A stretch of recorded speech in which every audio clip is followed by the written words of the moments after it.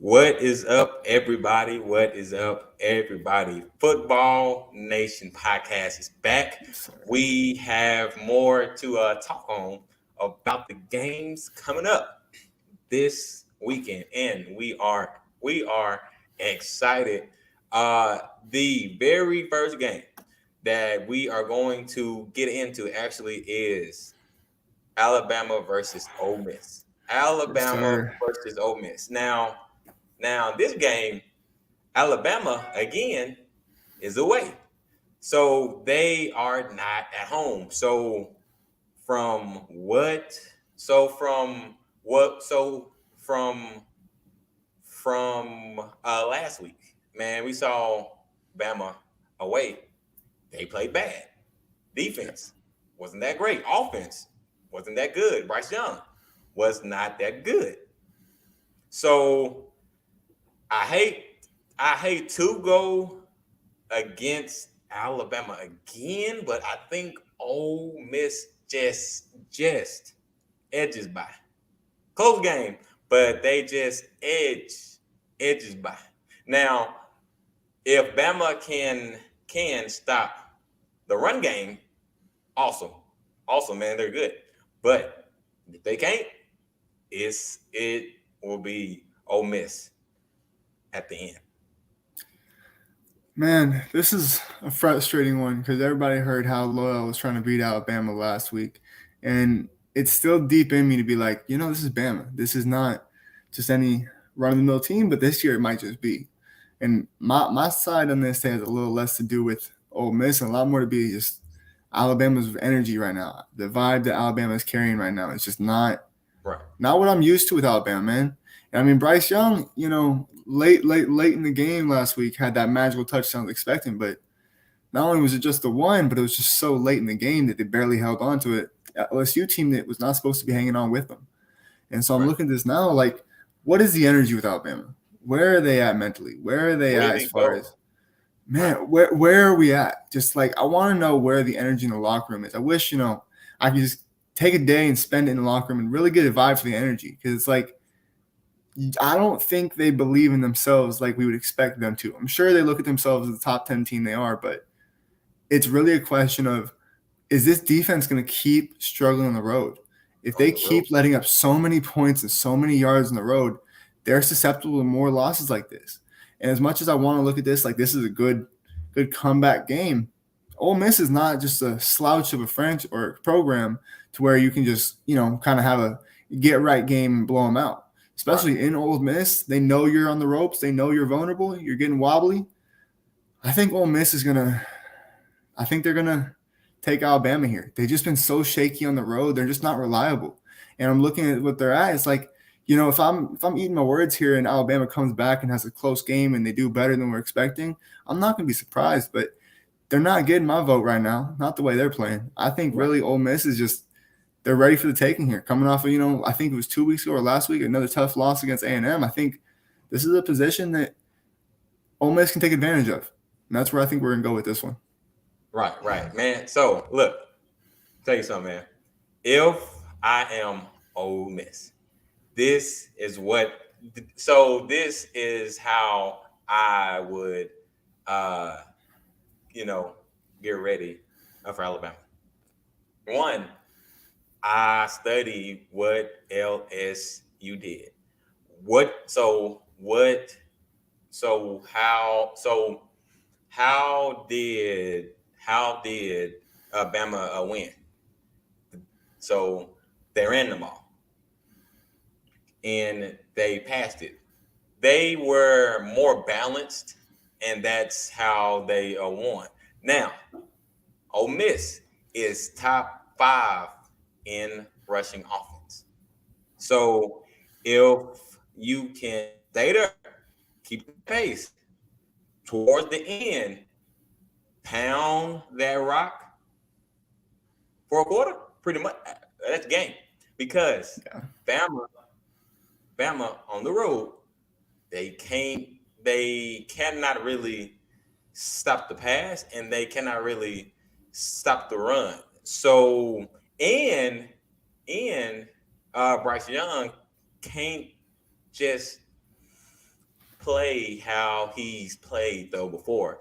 Now that could be due to injury still, could be still. But if I am Ole Miss, I studied what LSU did to them. Also, what they did to us. That Yeah. way, you find that you find your your weakness. Yeah. Train for that.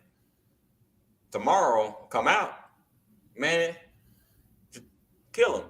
If you can get to Bama the first quarter and the Yeah. third quarter, let's get this game. And especially as a running team with the defense, if you, like you're saying, man, if they can just model what LSU did defensively to rattle Alabama early and Right. run like we know they can, they're gonna control the tempo in this game, and they're really gonna come out in a good position here. I hate to say it, but I'm not putting my faith in Alabama right now the way they're playing, and this is a team that can knock them off. And I'm scared to see where they could fall to as far as this season if that's the case. If they lose, man, Yeah. look, they have Bama having a 75% chance of winning. Personally, On the road. I think that's wrong. Hey, why do you have them ranked or like chose so high? Because they proved against a good Tennessee team at home they lost against a good LSU team on the road they lost.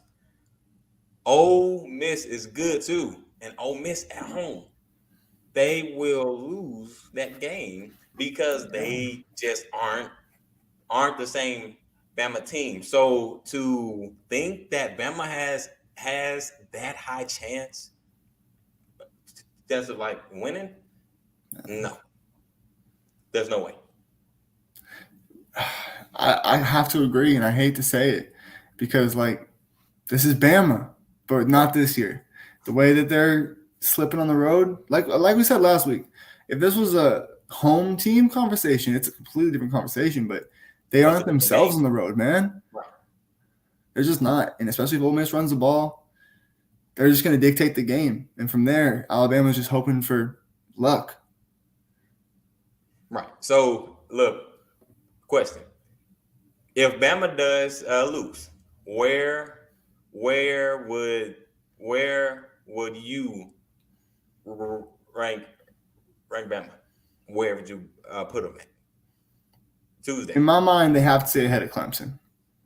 I'm not putting, even if Clemson wins this week, I'm going to tie them up close to. Yeah. So that's a tough question, man. They're already behind the California teams. Mm. It's like if Clemson happens to win this week and Bama loses, it's going to have to be hard in my mind to put Clemson below them because they're so tightly ranked already. But I'm looking at this like, are we really going to put them behind a Utah or a Penn State?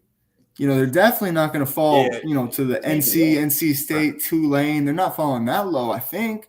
But it's a bad look, man. And that's where I'm almost nervous to make this pick, but I'm just not putting my trust in Alabama right now. Because, if they lose this game, it is so bad. They're going to fall so far. It's 2 straight losses. That's man. 3-2 on I say they fall to 11 themselves, maybe as low as 12, but if I'm not mistaken, that's where Clemson's sitting, and that's where it's a tough thing for me. Right. Okay. Me, man, I would say that the lowest that they could fall is to at least 13 at least, because it's still Bama. So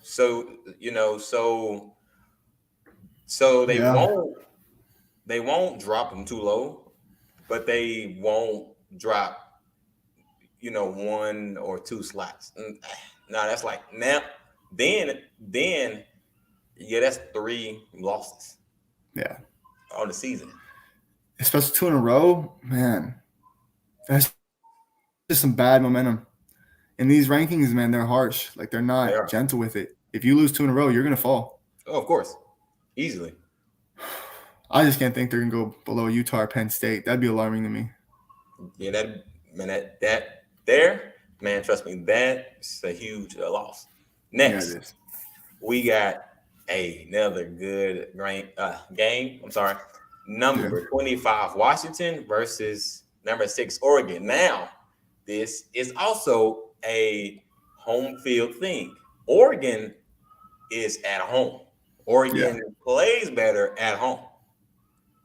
Yeah. Oregon will of course get this win, but they will have to come back and get it, honestly. I see that. Because you can't sleep on Washington. You can't. They are good. Good team. So their strength is passing the ball. They have a very good quarterback. That is their strength. That is where they're good at. So if you can find a way to stop the pass and make them run on you, you can pull away with the win. So I vote Oregon. It's gonna be close, and it'll be a comeback win for sure. For me. So you think Washington's gonna be tight in there, make it a competitive game? Oh yes. That's in the word, man. But I'm just maybe it's because I live near CU. I know a lot of people at CU. I've always had a little fan for them. They lit CU up last week, man. I got some scars from that. I feel like I'm like, yo, this Oregon team, they just offensively, Bo Nix has got some firepower to him. He's leading college football with 36 total touchdowns. He is a weapon. He's really in a better scheme, I think, now than he's been in his entire college career. I think he's really someone that's catering to his ability. You know, looking at the stats between the teams, man. Washington, they're putting up 38.6 a game, but Oregon's putting up 43.1. You know, the yards per game, Washington's really pretty scary in the past. Michael Penix is leading Washington to the best passing offense in college with 370 yards a game, and that's not to be messed with. I'm sure he's going to be up in that 300 range. But total yards-wise, they don't do too much more than that. They got a good running game, but it's not quite to what I call TCU standard, where they're elite in both categories. Right. You know, and even though they're putting up 495 yards a game, Washington's putting up 520 on average. And what they're allowing the opponents to do is have to be very close, as far as Washington allowing 26.9, Oregon allowing 26.3. Mm-hmm. And so that's where I'm like, defenses, I think, are rather equal. You know, same conference, same region. I think they're getting a lot of similar talent. But I just look at the offenses and I say, Michael Penix is playing great. He's playing great. He's really leading Washington to a good place. But Bo Nix is somewhere that I think is another category. And I do think that Washington's going to have a good opening to the game, but I don't think it's necessarily going to be a comeback. I think second, third quarter is when they're going to take the lead if Washington gets out to an early lead, which I can absolutely see. You know, being in Oregon is a tough place to play, but they're also in their home region. So I'm taking Oregon as well. I think some people think it's going to be a little closer than I would expect, you know, but I think it's definitely a good game, not necessarily tight, I would say. I think Oregon's going to pull away, but I think the opening half, 3 quarters, is going to be very, very interesting. Okay. Yeah, true. Now, let's go to Bo Nix. Yeah.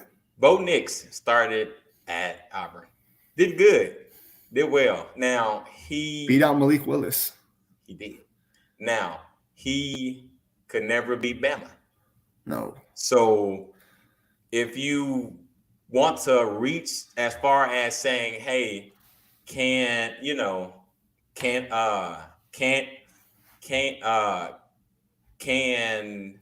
Bo Nix, go to the playoffs, win it out? Probably not. But I mean, so Bo Nix plays much better here than at Auburn. Yeah. The reason for that has to do with coaching, but Oregon plays to his strength. Spreads, Yeah, read options, exactly. That's pass. what it is. Yeah. And that's how Bo Nix plays. Auburn has to get back to how they played back in I believe it was 2012 or Cam 13, Newton. I believe. No, with Marshall as the Oh, yes. quarterback. Yes. That Yeah. is how they won games, scored points, but they fell back to more of a laid back, play. Yeah. But Bo Nix is killing it, right now. Man, he's so versatile. It's very similar. I think Marcus Mariota was able to do there. We're not seeing the Chip Kelly offense by any means, but No, not at I all. think it's very, very diverse in the looks they give him, whether it be the check down passes. He does spread it out a little bit, but he gets a lot of easy completions. He gets a lot of, we're just going to get yards here. Look for the first downs. And especially when you can combine what he does on the run, he really can open up a defense and very much expose them. Once there's a gap they find, a mismatch they find, they're just going to push it to him. In multiple different ways. It's not just a read option over and over. They got zone reads, they got screens, they got the read options, they got a lot of opportunity they can look at. And I think absolutely like what you're saying, man, it really is exactly what Bo Nix is supposed to be playing in. It is absolutely his strengths, and I think we're seeing that. It is, man. It plays to his strength. Yeah. Oregon has a 77% chance of winning it. Some of that has to do with Bo Nix. Yeah. Because he came in and changed it. He changed how they move, how points too. Why watch as well. This is where Bo Nix should have played his. I believe his first 2 years though. So 2 or 3. I feel like he's one of those players where you're just 3. familiar with him so early in his career that it feels like he's just there forever. Almost like a Sam Ehlinger. It's like I felt like he was there for like 7 years, man. I'm like, we knew about him his rookie year, and I'm suddenly like, he's still in Texas? Goodness gracious. That's how I feel about Bo Nix, man. He was playing really early, and he got a couple years of experience, but we're seeing what he can really do with full potential now. Yeah, man, he's killing it, man. All right. Speaking of Texas. Big dog of the games this weekend. Number 4, TCU versus number 18, Texas Longhorns. Now, I am kind of going both ways. Both teams are good. Both teams can win it. Do I think that TCU will blow out Texas? No, they won't. No, that's just no. But Texas is good too. Texas always plays well against good teams, and Texas can beat good teams. So I am going to side with Texas to upset TCU. And again, a home game for Texas. You're going to Texas. You not finna win this game. They're at home. Now it is Texas still, but I think they're like Southern way though. But hey, Texas going for me. I think just what they did last game is something they need to continue to do. If they push away from that, it's going to leave a lot more questions and answers of why are we not leaning on Bijan Robinson? Right. The man is averaging over 120 yards a game, and that's on some games where I think he was underutilized. If we look at how he was used last game, I think that number can be jumping. I think, that 200-yard performance is not out of the realm of possibility here. I think TCU's got a great great defense, considering that they're an offensive powered team. But I think they really, especially because they have the player that was knocked out for targeting last game, he's going to be coming out, missing about, I think, the first half, if I'm not mistaken. It's going to leave some holes where if they just try to not rush it, just do what works. You have the top rusher in the country. Why pull away from that? Quinn Ewers has got great potential. They got really good receivers. But when you find something that works, don't try to change it just to be cute. And I think but the thing is, what we talk about with TCU too is like they are undefeated, so they deserve their ranking. But they can still be better in my eyes. I think if they use Miller more, man. Defense, really. But I think they can even lean on Kendre Miller a little bit more than they do. Yeah. I think what we talk about with a lot of these teams where it's like, can we just start with the running game? Can we just get to a good tempo, burn some clock, get late into the first quarter with your first drive, and then put the other offense in a hurry?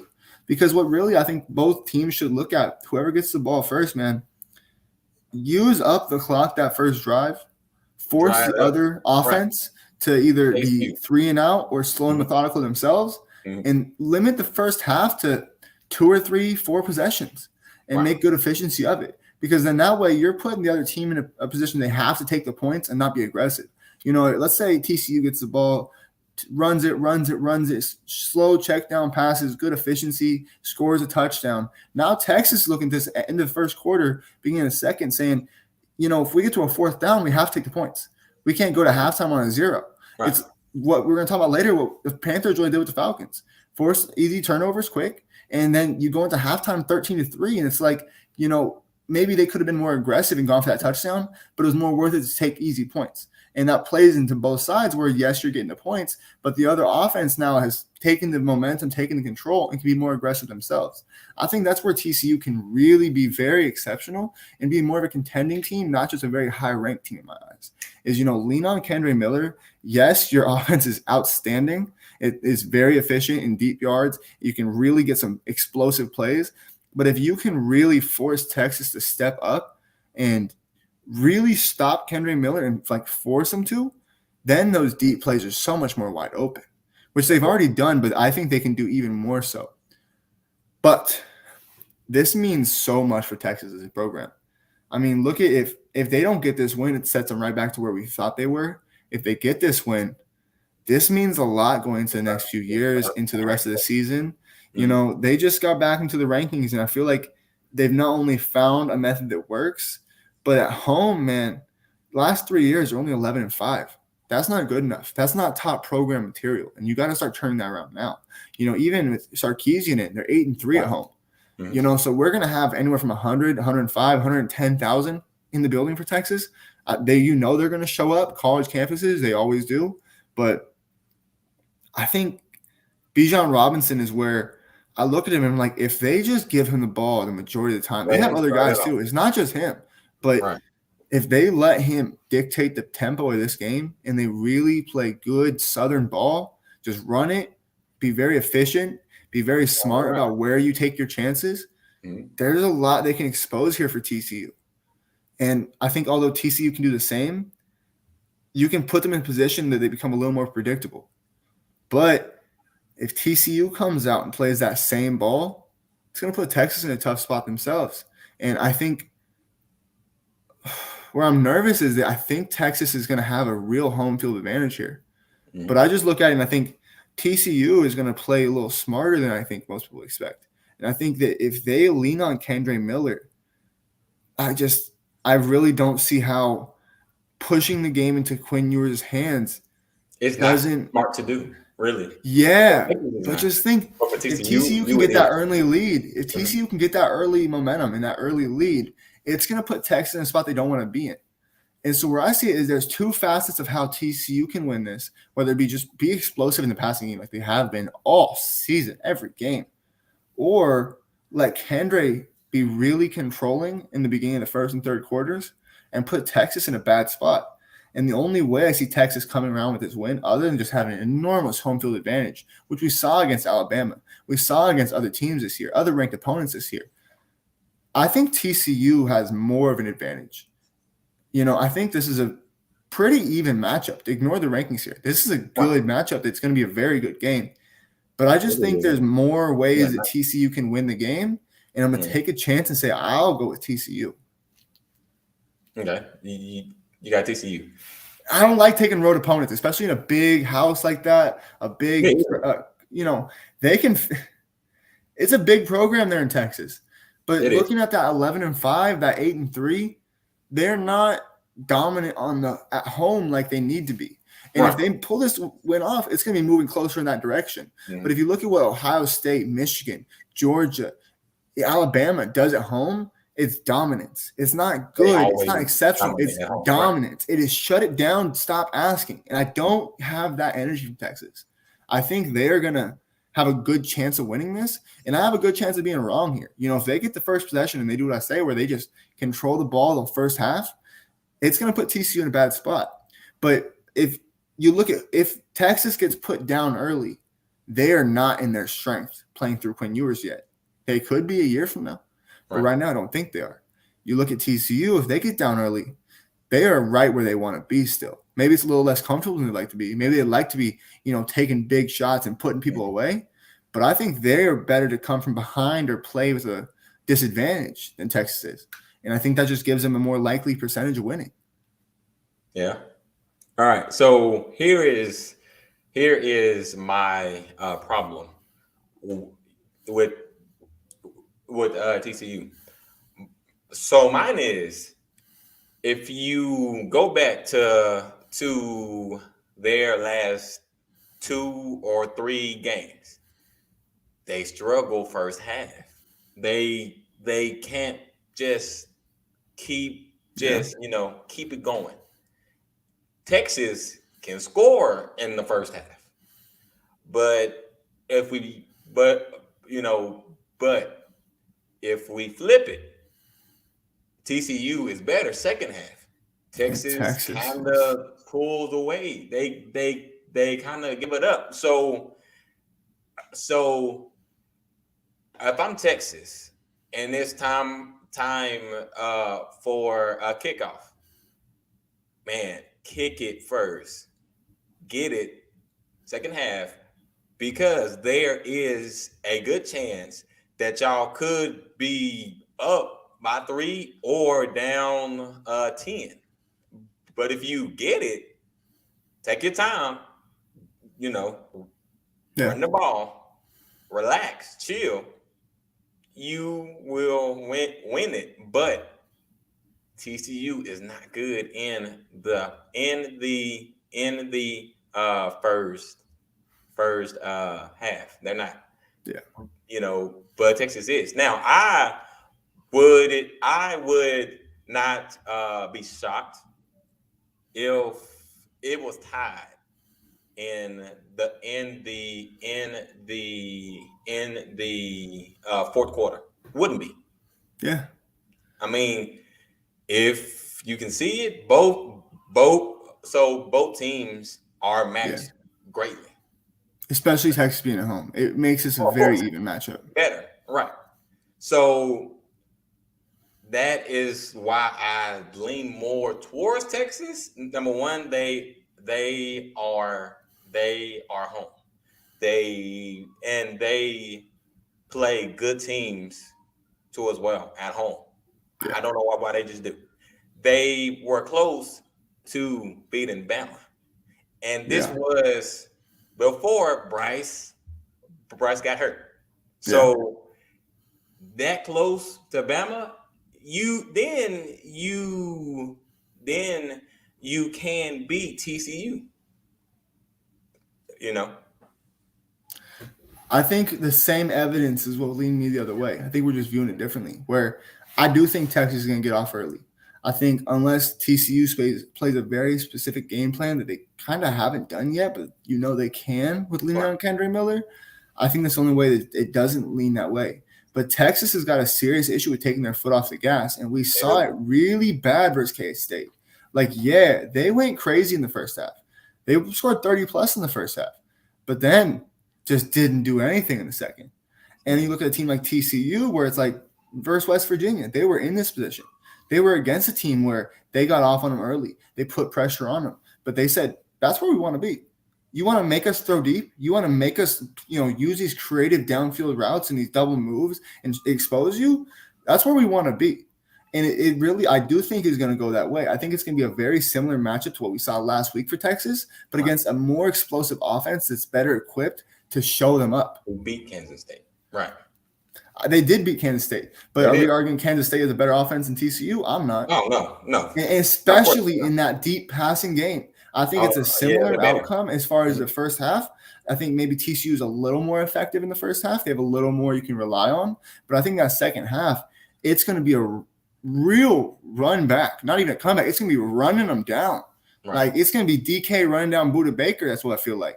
They're going to be coming in. They're going to be coming in hot that second half. And Texas better keep their foot on the gas, but we haven't seen them do that this year. This is like not a pick that I'm guaranteeing. It's not one that I'm like sure about, but it's like the evidence is pushing me that way for sure. To say Texas is going to take their foot off the gas and TCU is going to say, accelerator down. Let's go. Right. Of course. So this is how, both teams can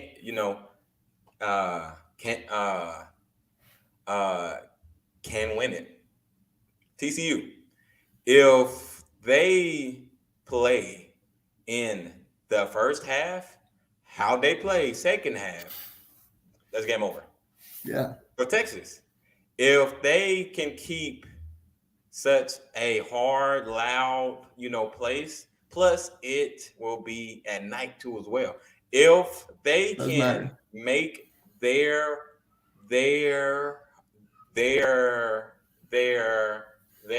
field, man, loud, man, rowdy, all of that, and then, man, the offense come with Bijan. Yeah, Texas will get it. Absolutely. But it is more of a, who will, break first?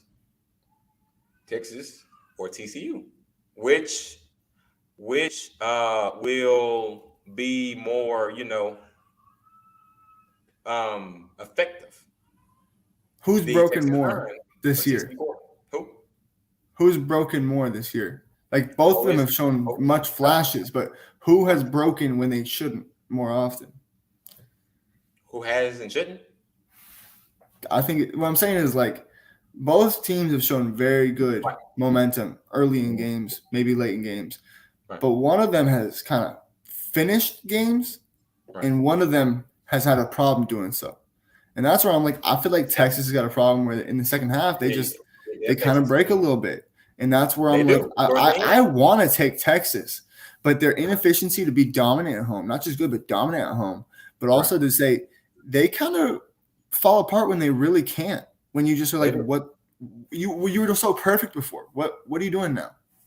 Why are we changing up? Like, and that's where it confuses me how they, Kansas State made good adjustments against Bijan Robinson, but isn't that a time when you're up so much that you lean on him even more and let him even more so go crazy? Not just say, okay, we're good. It's okay. We're good. That's the vibe I'm getting. Not necessarily the game plan or the schematics, but the vibe I'm seeing from Texas is like, we got this. We're okay. And it's like, you ain't going to be able to do that against TCU. No, you won't.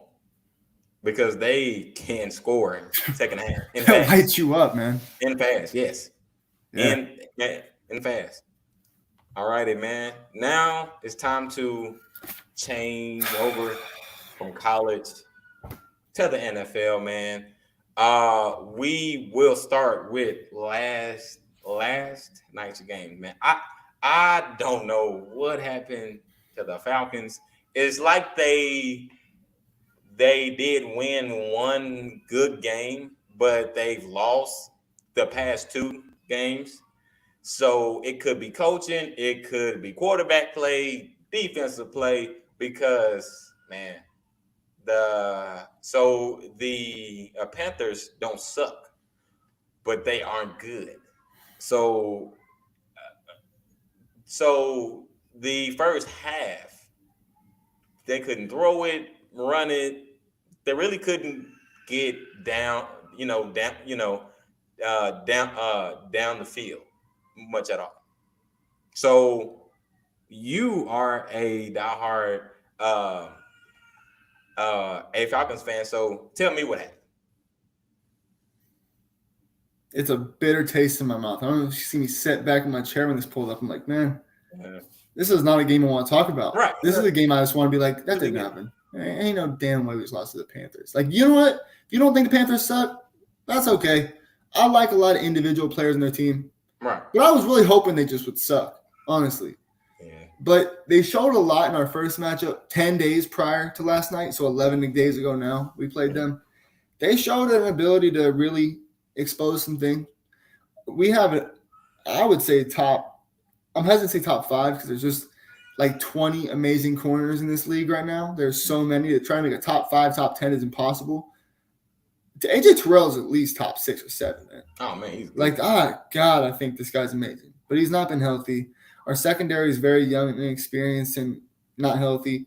And so it's like we're just getting exposed to the pass right now, and it's so irritating because it's like it limits guys like Grady Jarrett to not be as good as he can because he's not – his impact isn't being felt because that offense on the other side is able to get the ball out faster. You know, P.J. Walker, I really respect the hell out of him. You know, I loved him in the XFL. I've loved the opportunities I've seen from him. I think he's very talented, and the more opportunities he gets, I think he's going to really establish himself, at least to be like a Taylor Heineke type where you can trust him, you know. He's going to be someone like a Jacoby Brissett. You can bring him in and trust him to be a temporary starter. But, like, what the hell was Marcus Mariota doing last night? It drove me crazy, man. I mean, did you see in the third quarter when he got tripped, he tried to spin and throw it off his butt. On the run. Off his butt. Man, that was like the story of the game for me. It was like, yo, Marcus, your birthday 10 days ago against this same team, you balled out. I was out here talking you up. And now you're going to come out and throw things up. You are not Carson Wentz. And there was another play where he's scrambling, and I understand he's avoiding, you know, getting sacked. But the man just ran out of bounds with the ball. You know, it was a sloppy, rainy game. The penalties were driving me crazy. I couldn't stand. I think there was like 8 plays in a row on 2 different possessions for both teams. They had penalties. And I couldn't stand it. It was so hard to watch at some moments. And I love watching my Falcons. But it's like there were some specific plays that I looked at and I'm like, can we just see Desmond Ridder? Like, all right, tonight sucks. Can we just find out if Desmond Ridder is good or not? Or are we going to draft a quarterback next year? Right. It was so irritating. Cordell Patterson, I'm actually happy we're not rushing him back. I'm actually happy that we're taking our time. Right. Yeah, because last year he got worn down. And if we're going to make a wild card or a playoff push this year, we're going to need him late in the season, even next year, because he is a veteran. Even though he's saying that, you know, he says all the time that we haven't seen the best from him. And I agree. It's like, I don't know if we can at this point. You should be a complimentary guy. And I think Caleb Huntley and our other running back from Penn State, for me, I'm not remembering his name right now, I think they're great. But it really – Algier, thank you. I really think that the Panthers – what is up with teams in their alternate helmets this year? Am I the only one noticing this? I mean, the Texans in those red helmets – it's not bad. But I'm saying, like, it feels like teams really play better in their alternate helmets. Remember the Bears put a good fight against the Patriots? The Texans all of a sudden will play good against the Eagles in their red helmets. Now you see the damn Panthers out here in their black helmets. Yeah, they look good, all that. But, like, truthfully, I think the best credit I can give is Steve Wilkes is really a good coach. He's almost like a Mike Tomlin light to me. When you hear him speak, when you hear him go about his stuff and how calm he is. And I love Arthur Smith. But me and Arthur Smith were sharing a body language last night of just constantly going, what the hell is happening? There was this one play. We got a holding on the 27-yard line. That is a 10-yard penalty. Why are we getting put back 13 yards? And even the announcers were talking about it. And it was just stupid things like that last night that just kept happening. And it's like, I couldn't believe it. I was sitting here like, can we really do better than 3-13 in the first half? And especially that 13, you know, second quarter, you have Laviska Shenault take a jet sweep to the house. Please, people, go watch that highlight. I hate to always be that guy that's like, hey, look in the background and look what really happened. Our middle linebacker, Rashaan Evans, takes a decent angle at Laviska, but our safety coming the other way doesn't see him. They run into each other. And Laviska's just gone. That man should have been tackled 20 yards ago. What are you doing in the end zone? What? Just so many silly things, man. Marcus Mariota literally ran out of bounds with the ball, and I'm like, it's rainy, and Bradley Pinion had an incredible punt after that play to where we got the ball back, didn't actually have an effect, but we could have gotten a field goal there, and it's like, I couldn't believe it. I couldn't believe any of it. Man, terrible game. Just a terrible game, man. Man, it was. Look, so I don't get how you can score 3 first half. Now, how I saw the Falcons play, so it is as if the Panthers and the Falcons switched technically that night. I hate because hearing the this. Panthers are not good, and then what is dumb is Baker Mayfield out here headbutting his teammates with no helmet on. What are you doing? How do you think that made me feel? We just lost. And I see this clown out here goofing off. I'm like, are you serious? We just lost to this franchise? And you don't even play. That's the thing. I can't stand any of it. Leave. Probably next. I think it makes me even more bitter that we should have lost them the first time. If DJ Moore just kept his damn helmet on, we would have been 0-2 to the Panthers, dude. And I'm like, we were competitive against certain teams this year that I'm like, okay, beat the Seahawks, almost beat the Rams, almost beat the Buccaneers if it wasn't for the worst referee decision all year. I'm like, I got to remind myself and humble myself that we're actually shooting above our weight right now. We are not – I love a lot of our players, and I'm someone who I will take a liking to this nobody safety and find the things he's good at and be appreciative of it. But we are not the most talented team on any field this year. I mean, on any of them. Any of them. And it's like we should have beat the Chargers and just barely lose. And I'm like, all right, rebound. Let's go get the Panthers and really show them up. They shouldn't have had that 70-yard bomb lucky to almost beat us and then miss 2 chip shot field goals to should have beat us. Let's go show them who we are. Man, and then the announcer was talking about how we cut Deontay Foreman, not this preseason, but the last preseason. And I'm sitting here like, okay, that's why he looks like Derrick Henry against us. Makes sense. He's upset. Yeah. We forced this man to go start a moving company, and the Panthers saved his day. Okay, good. Well, you know what? Why do we – I can't say that he looked perfect in preseason for us. I'm sure we got rid of him for a reason. I'm sure he was looking a little slow and got motivated by all this happening. Right. But imagine if we had that right now. We're letting Cordell Patterson get evened out. If we had that big physical runner, even more so than Algier and Huntley, who I honestly like, God, man. But really, to me, it was Marcus Mariota. Like, what is the deal? That was the worst game you played all season. Right. I've been saying for a few weeks, like, he's getting more comfortable. He's getting more back to who himself he is. He's getting more and more. The game's slowing down. And then you throw some of the dumbest passes I've seen all year. Like, it looked like we had Carson Wentz on the field last night. I wanted to see Desmond Ridder, really pretty much third quarter. Halfway through the third quarter, we had 2 straight no point possessions, and I'm like, what are we doing? Let's at least find out what this guy is. Right. Try him out. Throw him out there. See what he got. Well, I mean, he was kind of raw coming out too. We'll get to – if we would have been doing this during my draft process, I would have told you all about how I think he as a person and as an athlete is very impressive. I think as a thrower, he's similar to what I saw in Justin Fields, where he's not the most natural thrower. He does have potential. He does have arm power. But I think even another step back from where Justin Fields was coming out of college. But at the very least, we can try him out and see where it goes. This Marcus Mariota nonsense. I mean, I'm only speaking on last night. Everything else, I've actually really enjoyed Marcus Mariota. And when he takes it out of the pocket, great, man. Marcus Mariota is great at running the ball. Not good. He is amazing. But some of those throws were ridiculous. Hated it. I get that, man. The Panthers, bro. The Panthers aren't even that good.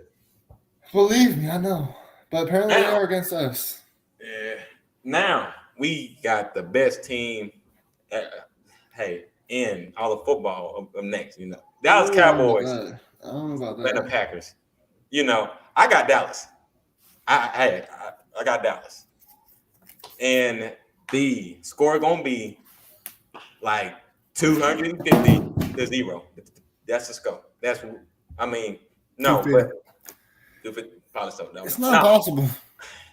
but man, Dallas is coming off of a good, bye week. They're fresh, they're new. It don't it it does not matter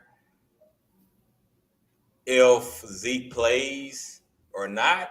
Yes, it'd be better, but if Pollard plays all the snaps, great, fine. You know, um, he brings speed, quickness, toughness, but Dallas, but not just Dallas, man.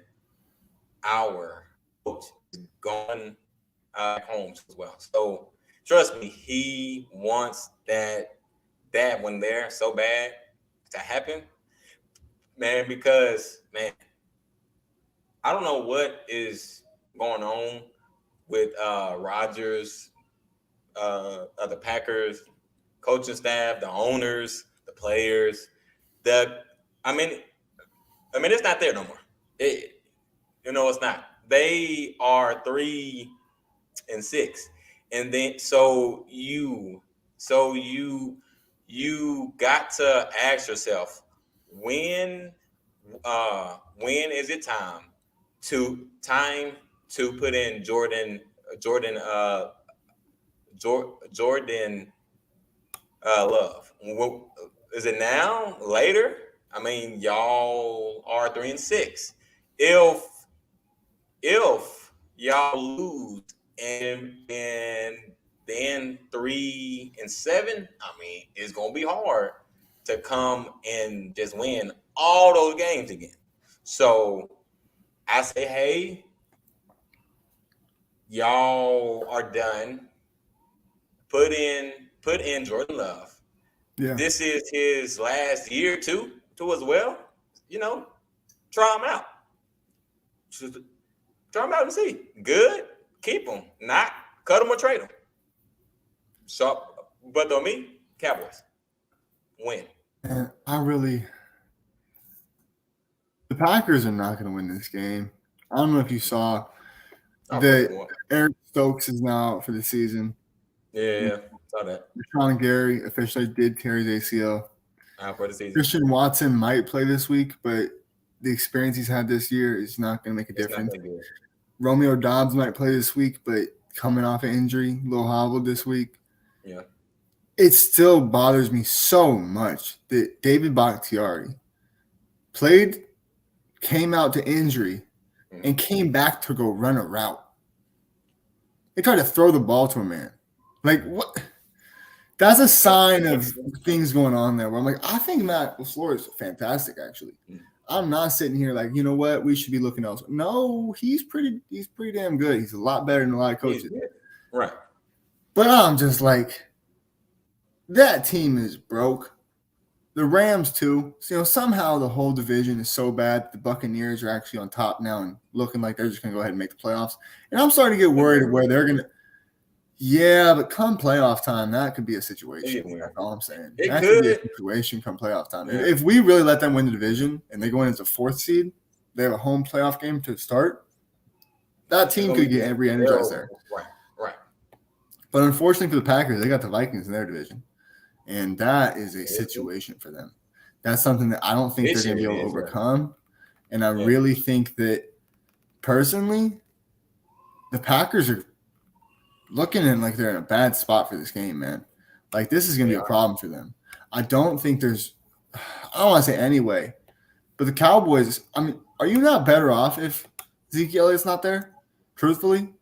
Like, if if it's just, Could hey, we be. are forced to rely on Tony Pollard again against a Mhm. defense that's just quite honestly not there right now, is that not kind of best case scenario for you guys?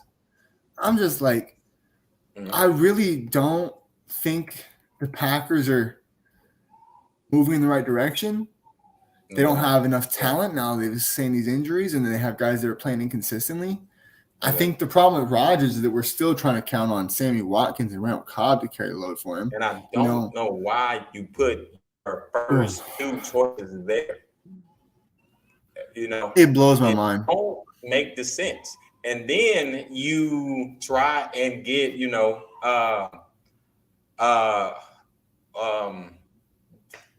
other guy, Beckham. Can't get him because I think he Odell's is gonna. not going to a 3-6 Packer team. He's not. He's not going to an injured and downward trending 3-6 team. But I also think that I'm really high on what Odell can do here. I think if he goes to a team like the Bills, we'll probably end up arguing about this one. But personally, I think Gabriel Davis is not overrated. I think he's a big boom player, but I don't think he's a true number 2 receiver. I think if you put Odell in there, that's a more true number 2, but I don't think right away. I think Odell's going to need 3 or 4 weeks to warm up to wherever situation he goes to. And so it's more of a when the playoffs come, Odell's going to be that number 2. But for a team like the Packers, he's not going to come in and just carry the load for you. No, he's not. And I think that really it's going to be so tough to see. I can't see Jordan Love coming in this year because I just looked up the contract while we were talking. He is in his 3rd season. So they not only have next year contractually for him, but because he's a first-round pick, they have a 5th-year option. So Jordan Love is going to be there the next 2 years after this season. Okay. Well, 5th-year option is going to be expensive, but at least next year. I think that's more likely that they either trade him or give him some minutes. But I think if you sit Rodgers even last 3-4 weeks, anything more than the last week, maybe 2 if it's that bad, I think it's going to cause some noise. I think Rodgers can be very vocal about that, even at his age. I think it's a smart decision for both sides, but I don't see it as one that he's going to make. And quite honestly, Packers suck on defense, and I can't believe it. They are not. They suck. That same defense. They have the same guys. They do. But they just are so bad on defense. To let the Lions beat you, I'm done with the Packers, bro. No way. I mean, how if the Cowboys held the Lions to 6 points, y'all only got 9. What do y'all think y'all's points gonna be Sunday? Man. And quite honestly, if Zeke's not healthy all the way, even if he plays, if he's limited to just a few snaps, I think that makes you guys better. Like if Tony Pollard is what you're leaning on for this, and you're missing an Eric Stokes, yeah, Rasul Douglas was the man last year, but he's just gone back to being a starter this year, in my opinion. Right. Jair Alexander, I love him. He's good, but he ain't doing. There are a lot of great corners this year. When you talk about Darius Slade, James Bradbury, if you talk about Diggs in y'all's house, you're talking about Xavier Howard, talking about Patrick Surtain, who I think is the best corner in football right now, Ahmad and DJ Reed out in New York. You talk about all these, AJ Terrell. Right. Jair is slipping, and I didn't even mention Marlon Humphreys and Jalen Ramsey, who I think have taken a minor step back from being that top 3 category. Yeah. But you're talking about Jalen Ramsey to me is an all-round secondary player now. He's not just a corner. They ask him to do so much that you can't expect him to be a perfect corner. And quite honestly, the best corners in football, like Diggs, let up a lot of yards, but it's the impact they have on the mental side of what the quarterback can and can't do. The game is costly more.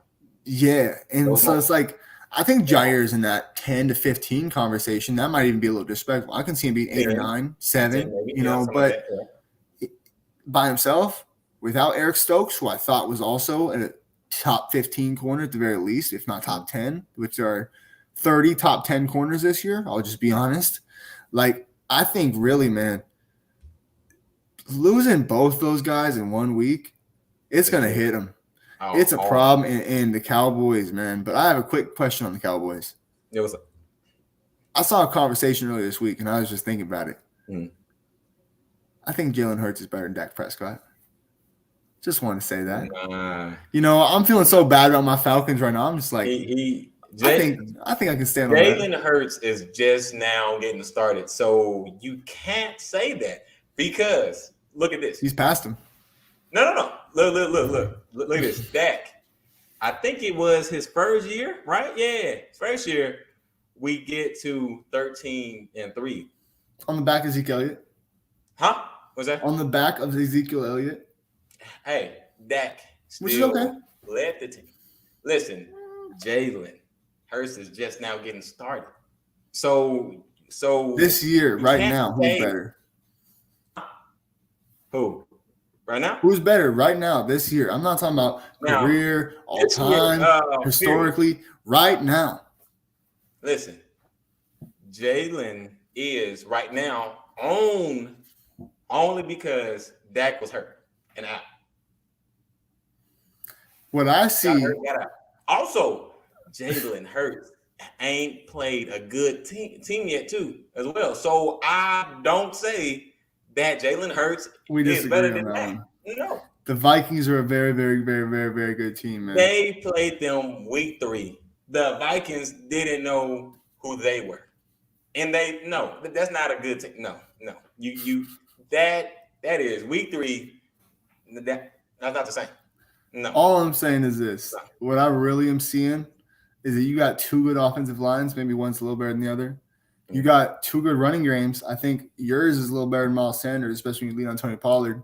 Right. Your wide receivers are both incredibly talented. And you see the ones in Philadelphia taking a further step than the ones in Dallas. I think CeeDee Lamb is amazing. It leaves a little more to be desired with how much he could be. And A.J. Brown is like full potential now. So is that just on the receivers, or is that because the quarterback put him in position to succeed that way? I think it's the latter. I think Jalen Hurts has elevated A.J. Brown in a way that we have not seen Dak elevate CeeDee Lamb. Maybe Michael Gallup before he tore his ACL, but like CeeDee Lamb should be in the position A.J. Brown's in. And I think it's because Dak has been hurt, can't really stay perfectly healthy, not all his fault. Right. Crazy, dramatic injury 3 years ago, hurting his hand. It happens. But before we get off this, man, I had to rile you up a little bit. I think Jalen Hurts is that guy. I think he's the MVP to me. No. Patrick Mahomes. Patrick Mahomes is my MVP. Now, if you talk on this year, Yeah. Jalen Hurts is probably second, but now first probably due to Josh Allen out now. So You've been high on the Bills, man. Allen first. I know you did. Then Jalen Hurts, and then Patrick Mahomes third. I think we've mentioned this Eagles versus Bills conversation every single podcast, and I am standing on my ground. It's the Eagles, man. I know. I get you hate them. It's like if the Saints were undefeated right now, I'd be like, I don't care. They suck. I don't want to hear it. I'm sure it's the same way. But the Eagles are truth, man. They are absolute truth. And they're going to continue to get everybody's best look. Until Philly plays somebody good. And they haven't yet. Well, they're playing the Commanders, so it's not this week. Oh, no, of course not. Man, look, they got the Titans to play. Dallas with Dak to play. Giants twice. Colts still 2, but not really. So no, Colts ain't gonna beat nobody. No. I think Jeff Saturday's a great hire. I just want to say that Colts ain't beating nobody. It was good, but was it the best leadership is what I see there. I see a real culture changer, and I think that he's gonna reignite the fire. And I mean, as a Jonathan Taylor fantasy manager, I think he's gonna really get that ball rolling. But at least for this week, man, Commanders, Eagles in Philadelphia, they're not losing yet. Against the Giants, it's going to be tough to see them losing, especially if the Giants don't go back to who they were early. They kind of have taken a step back to being a good team, but not great. And the Cowboys is the only competitive matchup there. I think the Titans are a good matchup for Philly. Now, if Ryan Tannehill can come back against Philly, that game is going to be good. Can't lie. That game. It's gonna be a good game, but be a test. What I see with Tennessee is that they're a team that gets to the playoffs and watch out. They could upset some people and make it to the Super Bowl. But where my question is, hilariously enough, is at wide receiver. I think when you see Mike Vrabel's reaction to them trading AJ Brown, the Neck he was, Creek, he he kind of had to take a walk around the room like, man, was furious, man. we just really traded that guy. That stud, we just got rid of him. I think that's what's going to hold the Titans back. Yeah. And I think that's what's going to elevate the Eagles. So even if Ryan Tannehill plays great, I think that Robert Woods is not that guy. I think Traylon Burks could have been great this year. Not great, very good this year, but coming off injury, it's not going to be long enough for him to get right. Right. The Eagles, man, I know we're just halfway through the season. We're entering week 10. We're on undefeated watch for me, man. I see one loss potentially. Because for me, they're so focused. And it starts with Jalen Hurts being an amazing leader. Starts with A.J. Brown, Kelsey, Lane Johnson, Fletcher Cox, Brandon Graham, guys who have been to that Super Bowl team, guys that came up in the right systems as far as Alabama, all these guys like Bradbury and Darius Slay, who had good but not great careers elsewhere and now are really finally on a competitive team.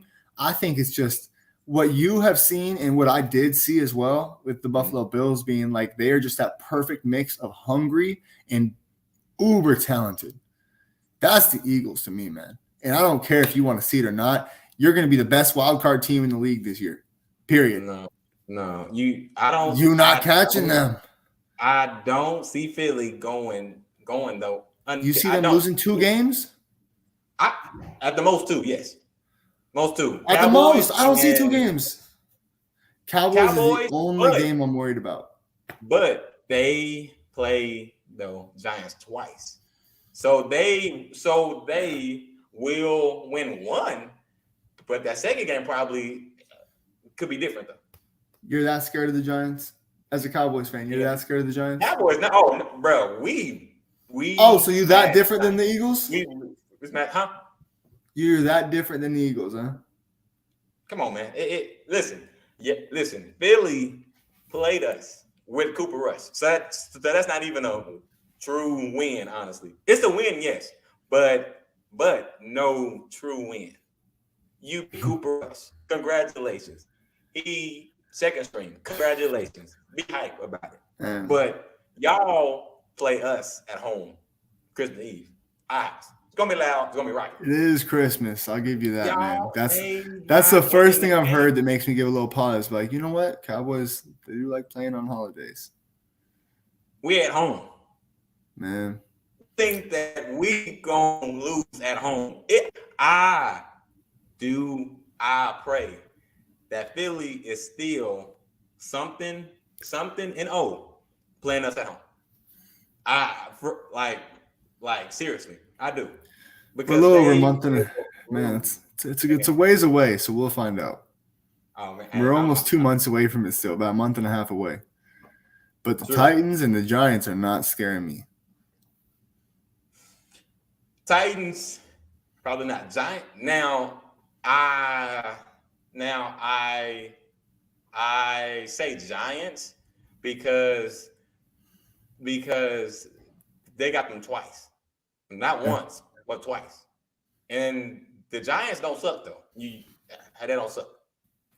Yeah. So you got them twice. If you win at your house, you won't win there. That's fair. Now, do I fear the Giants? No. Beat them with Cooper Rush? No. No. They're terrible. Giants ain't beating the Eagles, bro. You know that. I'm just saying, man, look, so we are way off topic, but I know. I'm like, we gotta hurry up through these next 2. I know. I just had to get that one in, man. The Vikings versus the Bills. I got the Vikings this game. Honestly, I do. You've been hating on them. Josh Allen not playing. I don't know what Case Keenum will do this game. Don't know.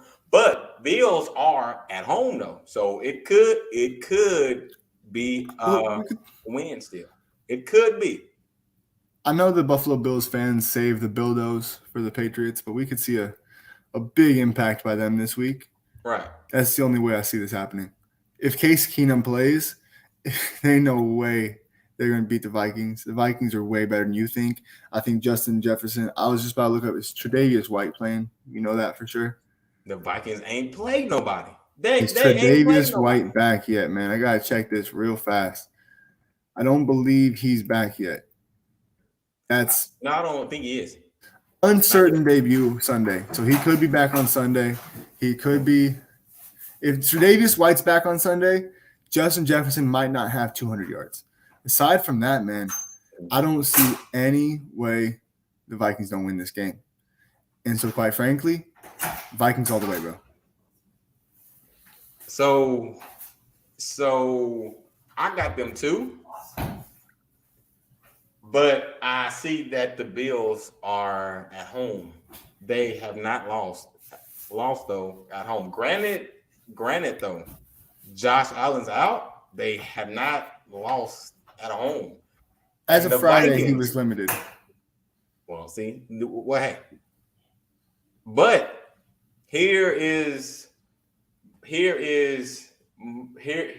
so here is where I like Vikings have not played anybody good. They lost to Philly. The 7 games they won, they played bad teams.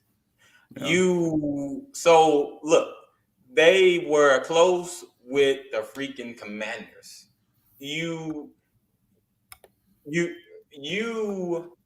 So you come back and beat the Saints, who aren't good. What are you proving? You are 7-1 when you should be 5-3. Honestly speaking, they're good, but the Vikings, they are not 7-1 good. Also, Vikings play Dallas next week. So you think that they that good? These next 2 games gonna prove it. Yeah. I think the Vikings, man, the biggest competition they had last week was the referee tackling one of their safeties to allow a touchdown. Yeah. Quite honestly, that would have been a pick. That would have been a routing. I think, Right. and it is the Commanders, nothing impressive, but man, I think the Vikings are a much more complete team, and I think that people assume Kirk Cousins is being held back, even though he's back in the cut system he was most comfortable with in his career. You know, back in that Shanahan, Sean McVay scheme.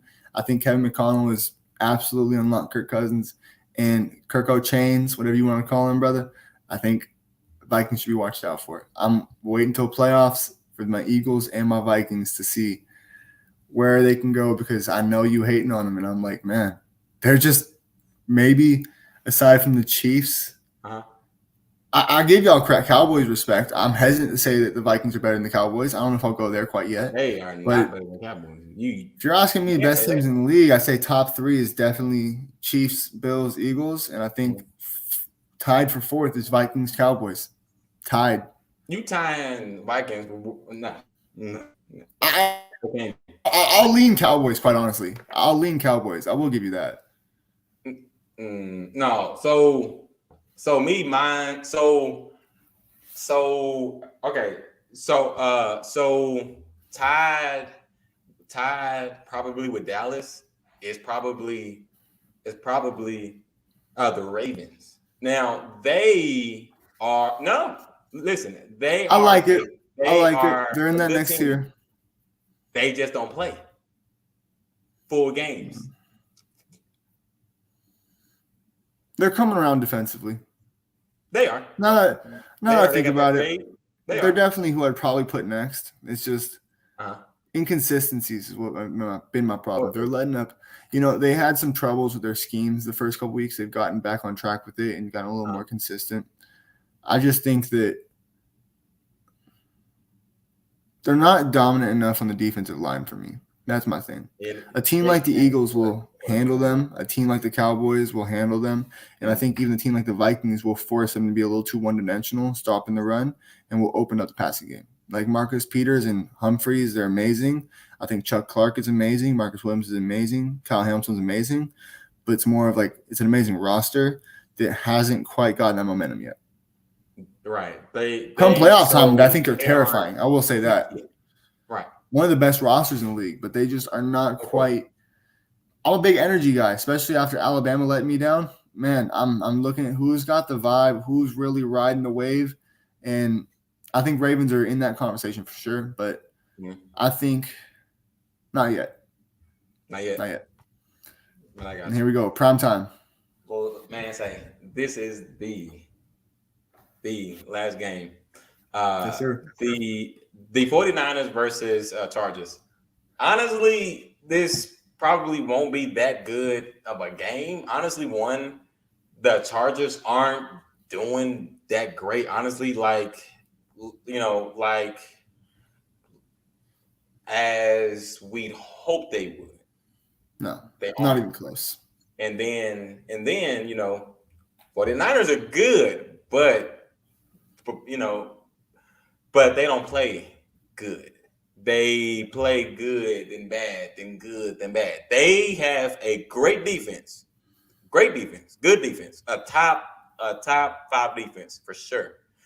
If they had a great quarterback, they would be better. They'd be better. Personally, I agree. The 49ers getting it. Close game, but they'll win it. I think Deebo Samuel being back this week is, and I mean, better push. Yeah. Unfortunately, Jason Verrett tore his Achilles this week. I can't think of a player in recent history that's got worse injury luck. I mean, it's almost like Jamal Charles to me, where it's like every year I'm like, again. I mean, I really would love to in-depth look at his injury history and to see how many season-ending injuries Jason Verrett has had, but not a big-time player. Eric Armstead's out, so I think the Chargers are going to have a good success with Austin Eckler. I think it's going to impact them that way. That's it. Christian McCaffrey's been on fire. Now this is the first game we're going to see Deebo and Christian. Kyle Shanahan, prime time, even in LA. I mean, how much LA do you think is really going to be Chargers fans versus do you think that's going to be a big, almost a Niners home game? Honestly, I think San Francisco, the Santa Clara area is going to travel out to LA this week, and I think it's going to be one of those games that I hope isn't this way because it's upsetting to see it, especially for a big market team. But I think this is going to sound like a 49ers home game when the Chargers are on the field. Keenan Allen's out, Mike Williams is out. This is just not their year. And quite honestly, other than the fact that we're going to see Deebo and Christian McCaffrey together in primetime, not too many people are better at scripting the first couple of drives than Kyle Shanahan and Sean McVay. So I think this is going to be a big week for that we're going to pay attention to this game, man. It's going to be a thrill. It's going to be entertaining, not necessarily a thriller. Hopefully Justin Herbert can kind of take a big step and carry the load. But my biggest proclamation for this game is that even if the Chargers get a winning record on the season, do they hold on to Brandon Staley, who hasn't made quite as bad of decisions as he made last year, but he's just not getting this team to the next level, especially with Khalil Mack. They're lucky they beat the Falcons on a kicker, the kicker field goal. Kyle Van Noy was over on the sideline asking, hey, who's our kicker? And that guy won you the game. I mean, further upsetting for my Falcons, but I'm thinking Brandon Staley might have to watch out this year because you got an ownership there that doesn't mind spending big, quite honestly, based on their team. And I look at Sean Payton and say, if he's going to go anywhere, this is it. Austin Eckler, what he did with Alvin Kamara, very similar. What he could do with Justin Herbert, he's never had a quarterback like that. Drew Brees was amazing, but he's not Justin Herbert talent-wise. The two receivers, that they can stay healthy. Jared Everett's amazing. Josh Palmer's amazing. And the defense has so much talent. I can't believe they're so bad. And that's where I think Staley disappoints me as a defensive head coach, that he seems to be more of an offensive specialist, taking chances and chances and chances. I don't know if I'm hoping for that scenario because I thought that since the beginning of the year is imagine Sean Payton goes there to LA to deal with this young up-and-coming team with some veterans he can work with. But just as far as this week, Jimmy Garoppolo has been a good game manager, which is all you need when you have this level of team. And I think this is going to be a big week for the 49ers. I think they're going to get off early. I think they're going to have an amazing game script. I think they're going to have an amazing scripted couple of drives. And I think that this is going to be a week that we see Debo and Christian just do it all, man. We might see him throw. We might see both of them catch, receive, and throw a pass. He might have 6 touchdowns between the two of them. Possibly. Man, possibly. All right. So, man, what a great end to our second week doing this, man. It's been fun. Tuesday night, we will be back to talk more on what happened this past weekend. Man, it will be some great games, fun games too as well. But we will be back, everybody. Good night. Night. Have a good one.